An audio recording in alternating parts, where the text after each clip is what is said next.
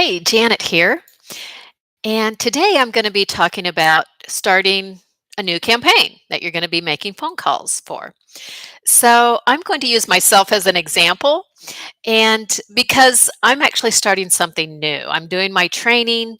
I've been that person that's been making the calls, and I'm transitioning to wanting to do training.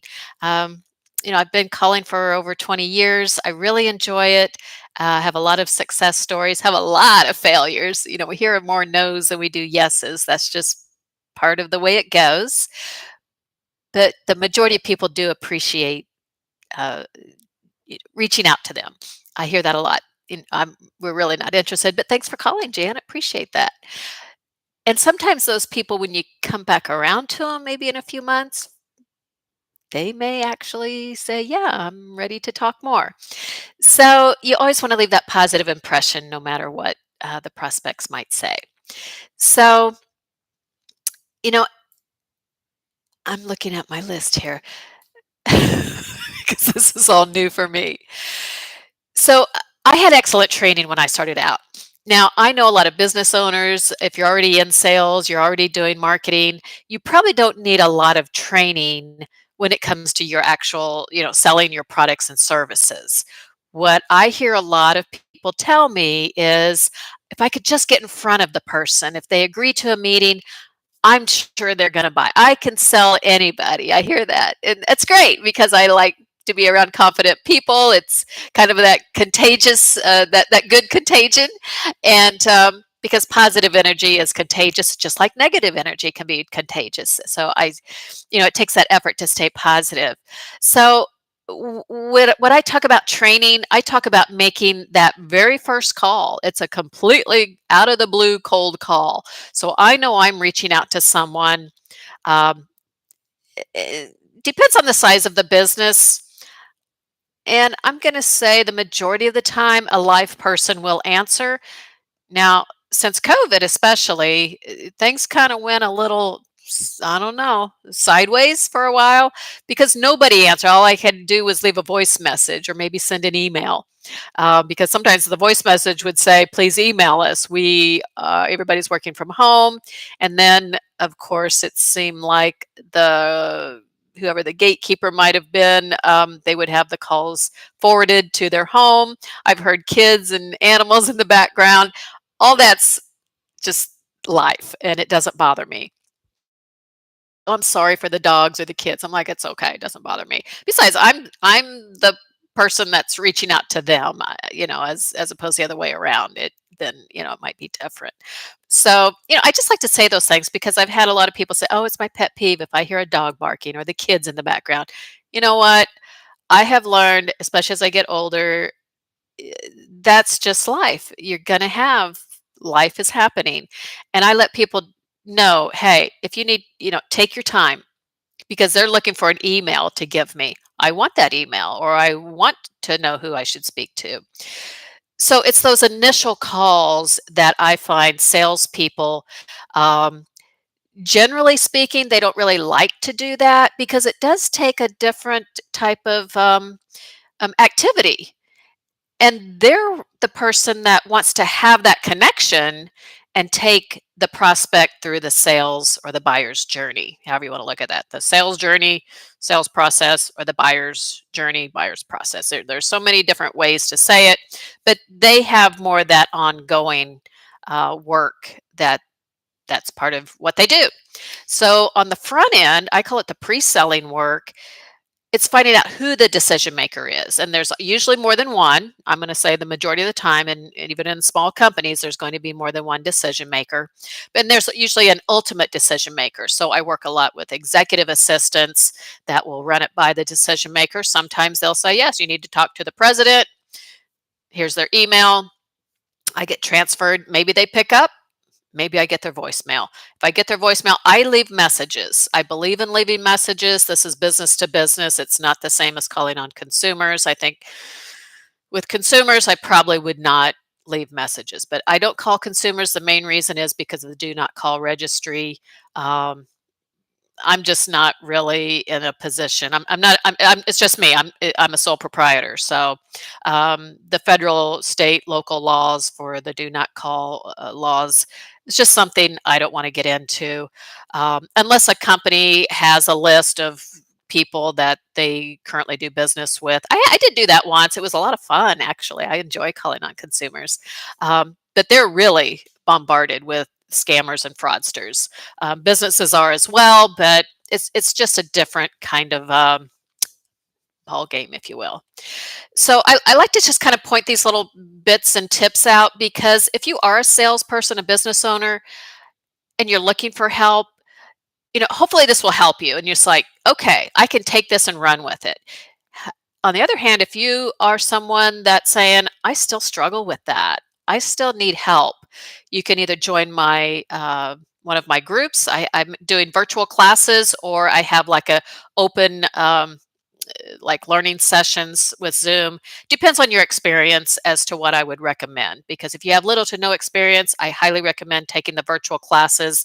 We actually go through, I walk you hand, I guide you by your hand, so to speak, really help you start making those calls, get your steps, your pitch, what you're going to say, being more prepared for what people in your industry are, what they typically say.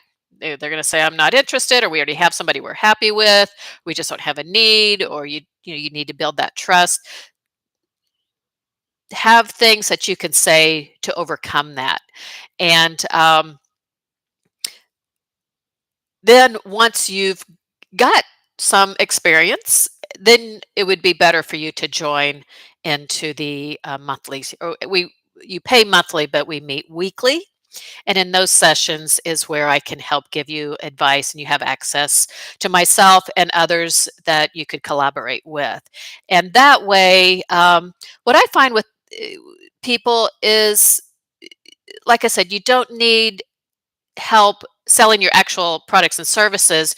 Sometimes people want the support, they want encouragement, they want fresh ideas.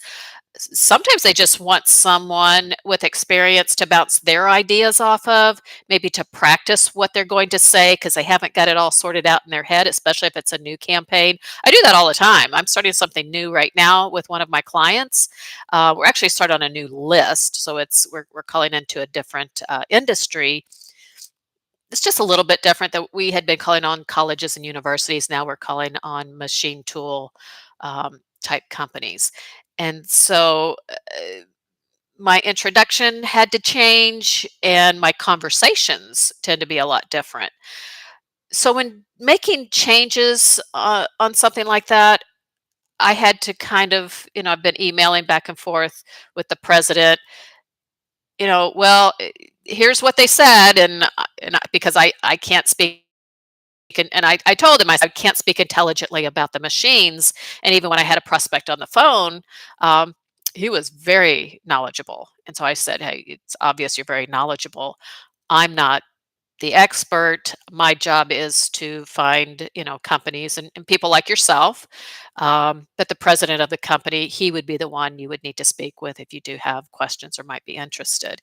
And I think they appreciate that because at that point he knew that I wasn't as knowledgeable, but he still had questions. He still was very interested, um, and that I say it kickstarts that sales or buyer's journey, because then I could let the president know, here's someone I spoke with, they expressed some interest, and then he can follow up with another phone call or an email.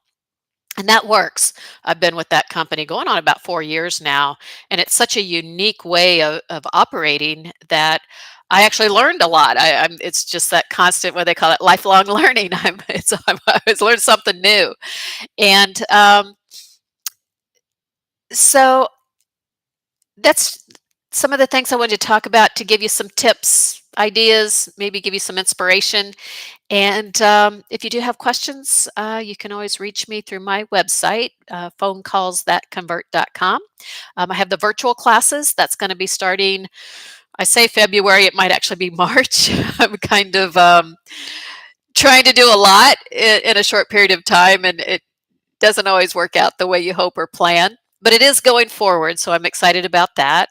And then I have the weekly Zoom sessions, and that's more of an open classroom. So if you're sort of new, you can join in, and I'll help you wherever you're at to keep you going forward.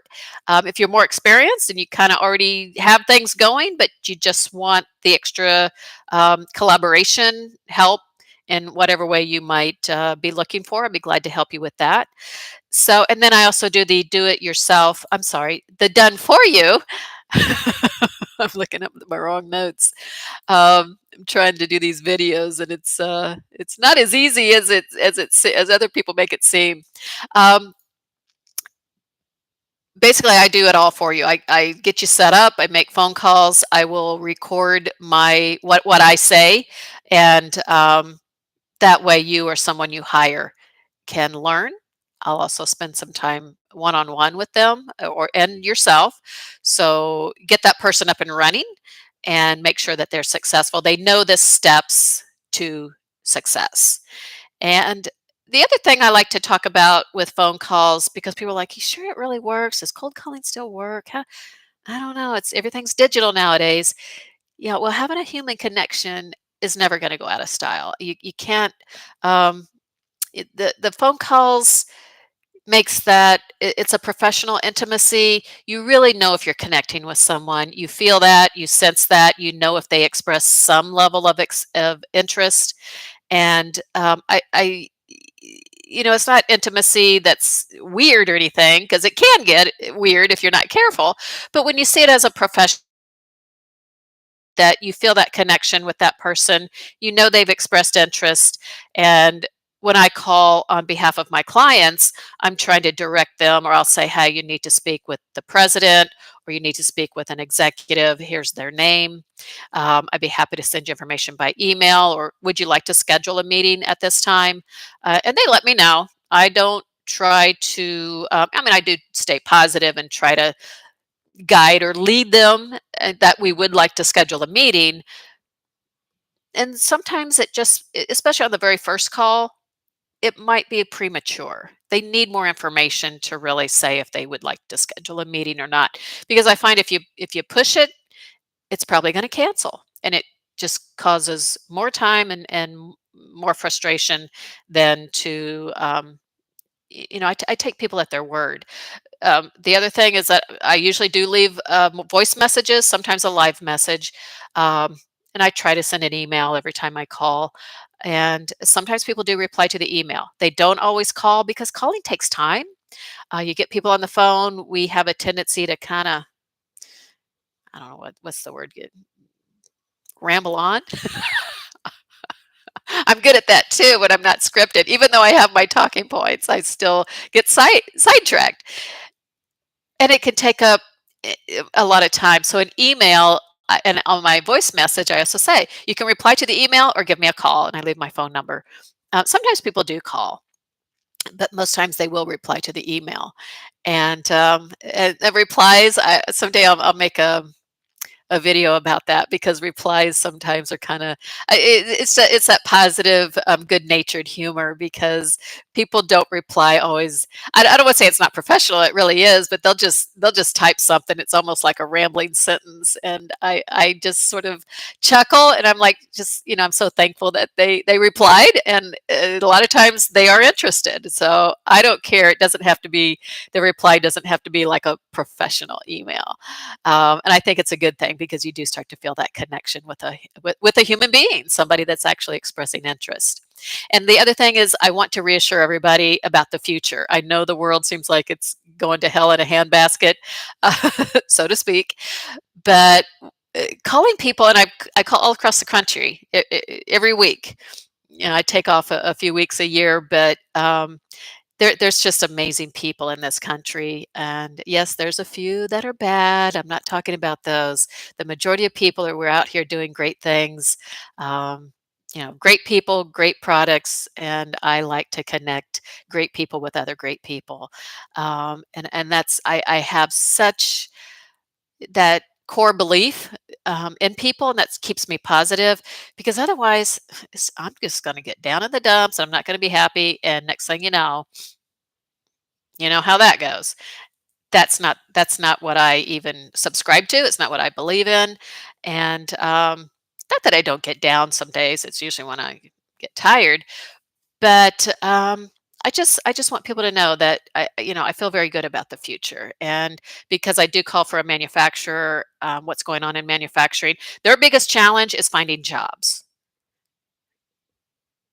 And education is changing, and I'm working with a community college. We're offering non-credit courses. So if you're a business owner, if you like to teach, reach out to me because you can do it even virtually.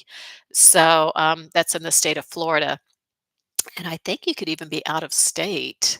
I have to double check on that. But we're starting out here in Central Florida to build upon that business community. So there's just so much going on, so many opportunities for work, for business, and for people to be hired. So with that, I'm going to sign off. I know I went over my time, 15 minutes. That's not bad considering. I like to talk, mostly because I listen a lot and I don't get the chance to talk. So I hope that you listened all the way through. I do appreciate it. Don't forget to like and subscribe or share as I'm trying to build up my channel. And appreciate you watching. Thanks so much.